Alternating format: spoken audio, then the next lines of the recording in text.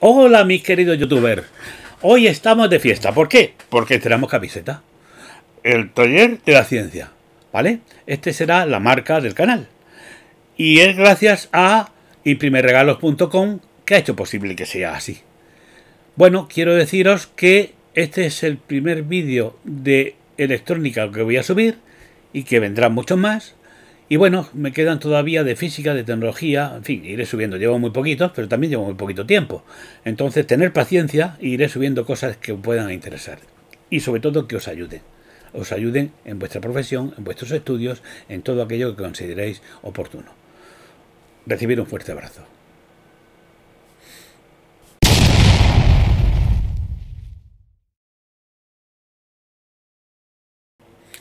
En este vídeo vamos a ver cómo realizar la medida de la impedancia de salida de un amplificador.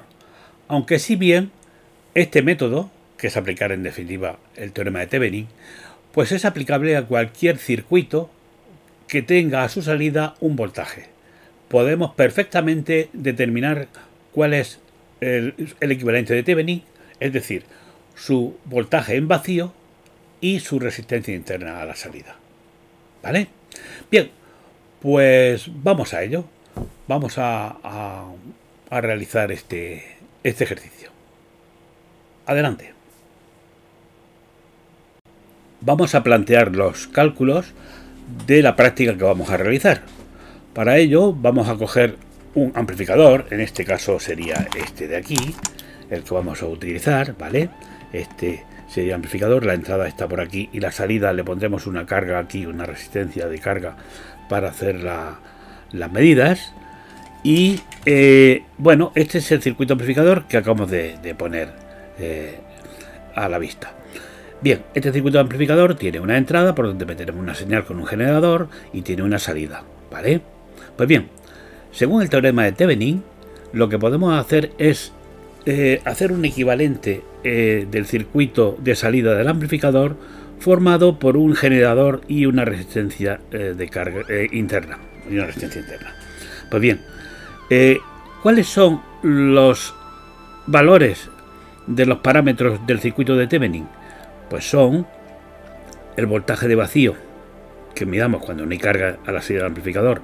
Miraremos ese voltaje de vacío, lo apuntaremos para luego hacer los cálculos y será el voltaje de Thevenin. Es como si hubiese un generador que genera ese voltaje. En este caso vamos a trabajar a 1 kHz y luego medimos con el osciloscopio el valor. Y luego hay una resistencia de salida de ese amplificador que es la que queremos medir. ¿De acuerdo? Esa la mediremos haciendo lo siguiente. Y es, una vez tengamos el valor de la tensión de Thevenin, vamos a aplicarle una carga, a ser posible, por supuesto que tiene que ser una carga lo más baja posible, pero dentro del rango de funcionamiento del propio amplificador. Ni que decir tiene que si el amplificador no puede trabajar en vacío, habrá que ponerle la carga más grande que podamos en términos de ohmios, el mayor número de ohmios que podamos, en caso de que no se pueda medir en vacío, porque se pueda estropear el amplificador. Bien, esa sería la medida en vacío, o su equivalente con una carga de valor óhmico muy grande. En cuanto a la carga que le vamos a hacer para medida en carga, sería la menor posible que le podamos poner que soporte el amplificador. En este caso hemos elegido una de valor nominal 4,7 ohmios, ya que el menor de los valores que admite ese amplificador según el fabricante son 4 ohmios, y creo que el máximo eran 32.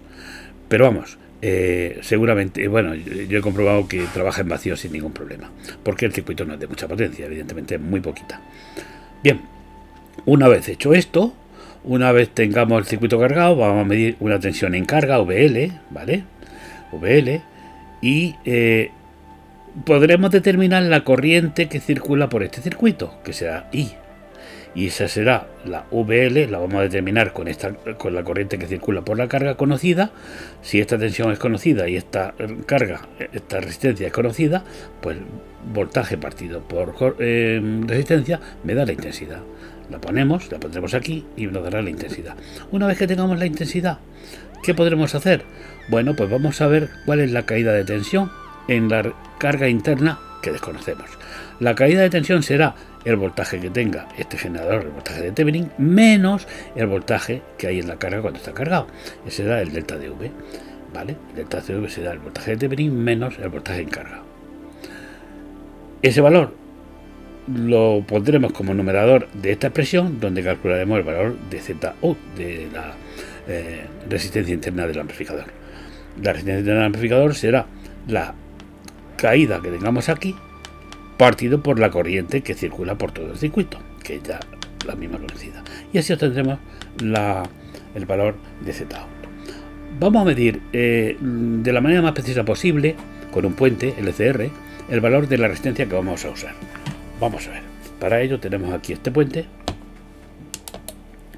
y esta es la resistencia cuyo valor nominal es 4,75%, y significa esto que el 5% es la incertidumbre máxima que vamos a tener en esta según el fabricante. No obstante, la vamos a medir. Si la medimos aquí, vamos a ver, nos dice que son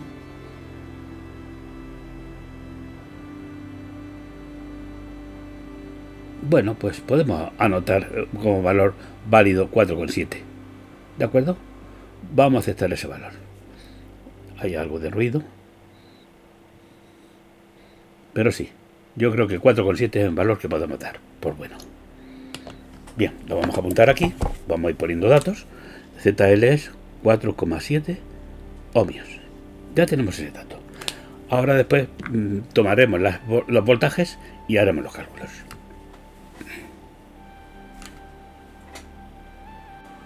Vamos ahora, una vez establecido el procedimiento de cálculo que vamos a realizar, nos vamos a acercar al laboratorio y allí vamos a realizar las medidas con el equipamiento oportuno, medidas que podrían ser realizadas, insisto, sobre cualquier circuito electrónico que en su salida tengamos un voltaje. Y nada más, vamos a ello. Bueno, ya hemos interconectado el amplificador, ¿vale? Hemos metido una señal de 100 milivoltios pico a pico, 1 kHz, a través del generador a la entrada del amplificador. El amplificador lo hemos puesto en un volumen determinado previamente, bueno, está al máximo realmente, y hemos dejado la resistencia de carga de 4,7 ohmios conectada a la salida, pero el otro extremo sin conectar a masa, ¿de acuerdo? Por tanto, estamos trabajando ahora mismo en una condición de vacío de salida sin carga del amplificador, y aquí leemos un valor de 780 milivoltios pico a pico de salida en vacío. Esta será la V de Thevenin, ¿vale? Ahora, sin modificar nada, le vamos a aplicar una carga de 4,7 ohmios. Le vamos a aplicar una carga de 4,7 ohmios. Ahora. A ver si conectamos bien todo esto. Ahí está. Y aquí nos da 750 milivoltios pico a pico. Ahí nos lo da. ¿Vale? Bien. Pues estos son los datos que realmente nos interesan. ¿Vale? Bien. Vamos ahora a poner los datos en el procedimiento de cálculo que hemos hecho antes. Una vez obtenidas las medidas, vamos a llevarlas a nuestro panel de cálculo y vamos a obtener los resultados. Luego los comentaremos. Bueno, con los valores obtenidos vamos a hacer los cálculos. Los valores obtenidos, bueno, hemos aplicado una excitación aquí que no es relevante para estos cálculos, porque lo importante es que tengamos una excitación suficiente a la salida para poder calcular el circuito de salida. Pues bien, los valores de Thevenin, el valor de la tensión de Thevenin en vacío es en pico a pico 780 milivoltios. 780 milivoltios. Pico a pico. Por otro lado, el valor que hemos tenido con el osciloscopio en carga, VL, vamos a ponerlo por aquí, VL, es igual a 750 milivoltios pico a pico. La de Thevenin hemos dicho que era 700 80 milivoltios pico a pico. Bien, ahora vamos a ver, vamos a realizar los cálculos. La carga ya hemos visto que era 4,7 ohmios. Y bien, los valores de pico a pico, lo primero que vamos a hacer es pasarlos a valores RMS, eficaces. Bien, para ello, cojamos la calculadora y son 780 pico a pico, ya sabéis que sería esto de aquí hasta aquí, este voltaje, ¿vale? De una sinusoide. Y nosotros lo que vamos a hacer es dividir por 2 para tener la tensión de pico y después dividir por raíz de 2, ¿vale? Y tener la V eficaz, o RMS. Bien, pues esa la vamos a calcular haciendo lo siguiente. Y es 780 dividido entre 2 igual, y esto dividido por 1,41, que es la raíz de 2, igual, y esto me da 276,6, igual a 276,6 milivoltios RMS. ¿Vale? Bien, ahora vamos a coger la tensión de carga, que sería 750 dividido entre 2 igual, y dividido por raíz de 2, que es 1,41, igual, y esto me sale 265,95. Realmente son 266, redondeando, 266 milivoltios RMS. Muy bien, pues estos son los valores que vamos a usar. Entonces, la V en carga. La V en carga hemos dicho que son 266 milivoltios, que es pasado a voltios, para tener la corriente en amperios, pasado a voltios sería 0,266. Y la ZL en ohmios, 4,7.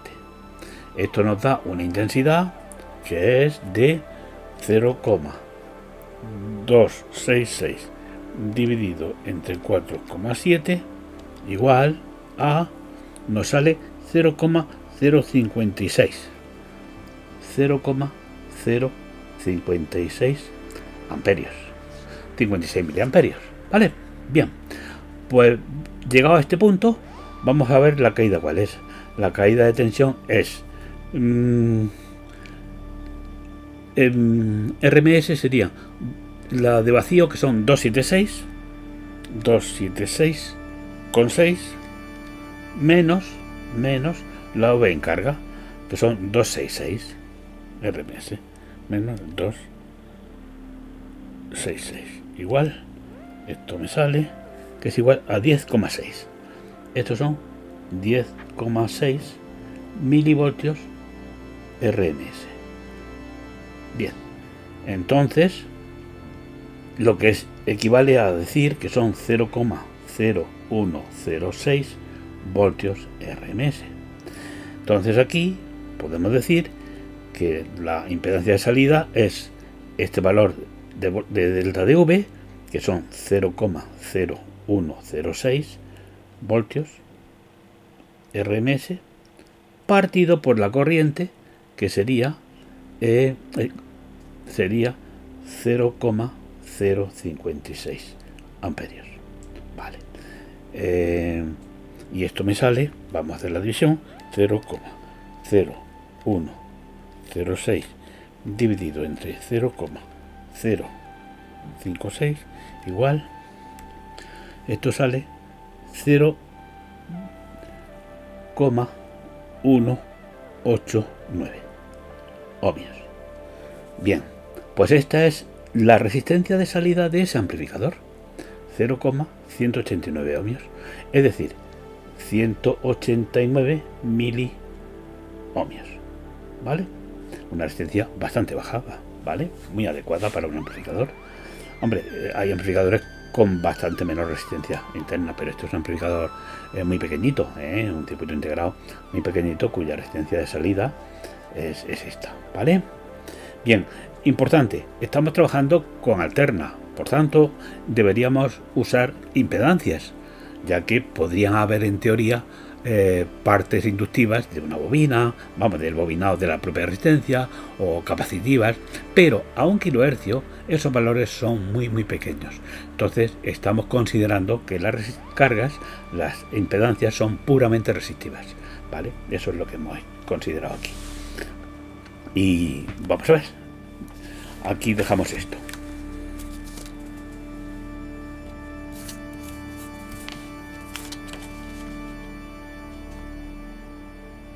Una vez conocida la resistencia interna de nuestro amplificador, vamos a determinar el factor de amortiguamiento. Realmente el factor de amortiguamiento no es más que una relación entre la impedancia de la carga, normalmente un altavoz, un bafle, y la resistencia de salida del amplificador, que acabamos de medir. Entonces, en función de qué impedancia tengan los altavoces que le conectemos al amplificador, pues de ahí obtendremos un factor de amortiguamiento determinado. Es importante destacar el significado de factor de amortiguamiento, aunque luego creo que lo explico ahí, y es que participa fundamentalmente como idea de realismo. Al dar una percusión, el cono se mueve con una velocidad muy grande y el factor de amortiguamiento depende la velocidad de cambio que tiene ese cono de altavoz. Por eso interviene en cómo proporciona los armónicos de la frecuencia fundamental.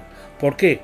Porque los armónicos son frecuencias de bastante mayor dinámica en el sentido de rapidez, que los fundamentales, que son más suaves, más lentos. Por consiguiente, la habilidad que tenga un cono, en definitiva el conjunto amplificador altavoz, la habilidad que tenga para desplazarse muy rápidamente, ¿vale? Y eso se consigue con un alto factor de amortiguamiento, pues nos dará una sensación más real de esa música o voz o lo que sea interpretada. El factor de amortiguamiento de un amplificador, si este es el amplificador, ampli, viene dado por la resistencia, la relación entre la carga, en este caso el altavoz, es decir, si aquí tenemos un altavoz, por ejemplo, de 8 ohmios, ¿vale? 8 ohmios, y aquí, según hemos calculado antes, hemos dicho que esto se comportaba como un generador y una resistencia interna, ¿vale? Y esta resistencia interna hemos calculado que era del orden, bueno, era 0,189 ohmios. Bien, esto conectado al altavoz nos da un factor de amortiguamiento que viene dado por, a esto le vamos a llamar RL y a esta le vamos a llamar RIN. Entonces el factor de amortiguamiento se define como el valor de la carga RL dividido por la resistencia interna RIN.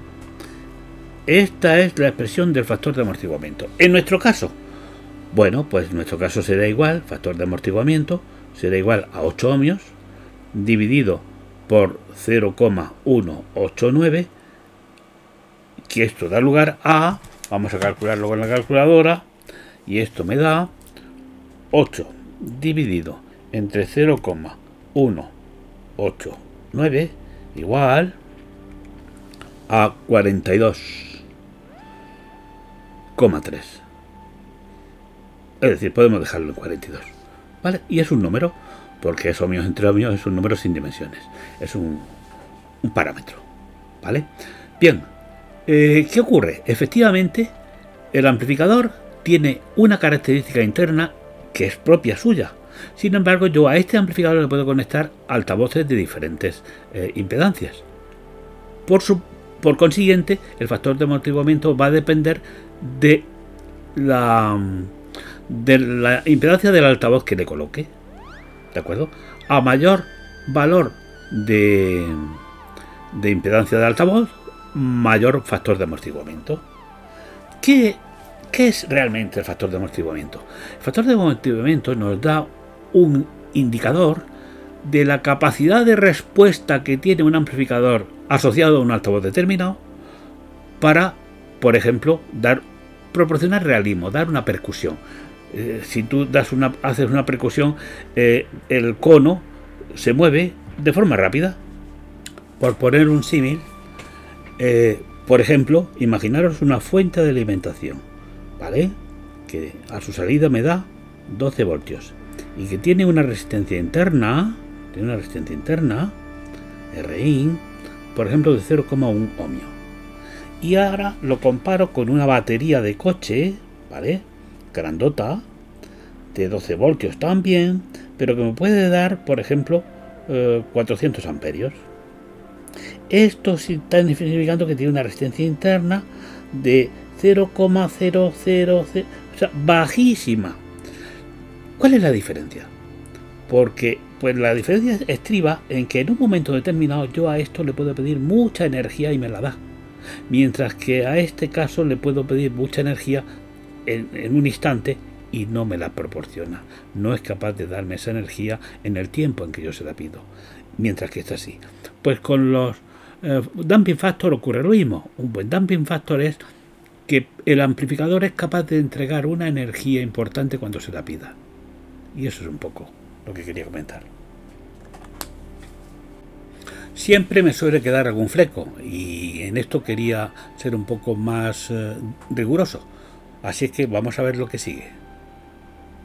Recordáis que la salida del amplificador la podemos asimilar a un generador de tensión ideal, voltaje de Thevenin, con una resistencia interna, RI, ¿vale?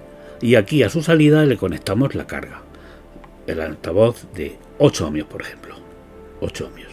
Y bien, pues esto, aquí, por ejemplo, para un damping factor, un factor de amortiguamiento de 300 a 8 ohmios, como puede ser el dato de algún buen amplificador, incluso los 6 mayores, pues esto nos daría que ese amplificador tendría una resistencia interna, RI, vamos a calcularla. Si el damping factor es 300, diríamos 300 damping factor es igual a la carga, 8 ohmios, partido por la resistencia interna. Esta RI pasa aquí, esto pasa aquí, y me queda que RI es igual a 8 partido por 300. Y esto me sale con la calculadora 0,026 ohmios. Como veis, es una resistencia muy bajita. Pues bien, ¿qué ocurre cuando usamos un mal cable de conexión entre el amplificador y el bafle y el altavoz? Pues como los cables no son ideales, tienen resistencia, ¿vale? Más la ida y la vuelta, es decir, aquí tendremos resistencia de cable, y aquí tendríamos el altavoz, ¿vale? Bien, pues en este caso, mirad, si esta resistencia del cable que queda en serie con la resistencia interna es de un valor mayor que esta, hemos perdido la característica de un damping factor de 300 ohmios. Deberíamos usar, para manifestar bien esa característica de damping factor, que esta resistencia debida al cable fuese sensiblemente inferior a la resistencia interna de esto. Es decir, debemos irnos para cables con AWG pues mejores que incluso 16. Es decir, irnos a cables, si es un damping factor importante, el cable tiene que ser a lo mejor un OVG10. Y no estamos yendo a cables que tienen bajísima resistencia.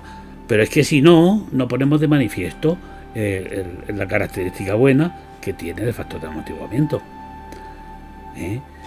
Dicho de otra manera, si ponemos unos malos cables con resistencia alta, incluso mayor que esta resistencia interna, nos podemos ver que me da igual conectar un amplificador aquí con damping factor de 300 que un damping factor de 30 si esta resistencia es mayor que esta.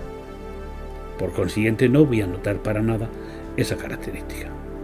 Es lo que quería decir, porque muchas veces hay confusiones y el error está en usar unos cables inadecuados para un amplificador muy bueno. ¿Vale? Pues nada más. Bueno, esto es todo. Deseo que os haya gustado. Si es así, por favor, darle like y suscribirse. Es importante para mí para poder seguir haciendo vídeos. Hasta luego. Hasta el próximo vídeo.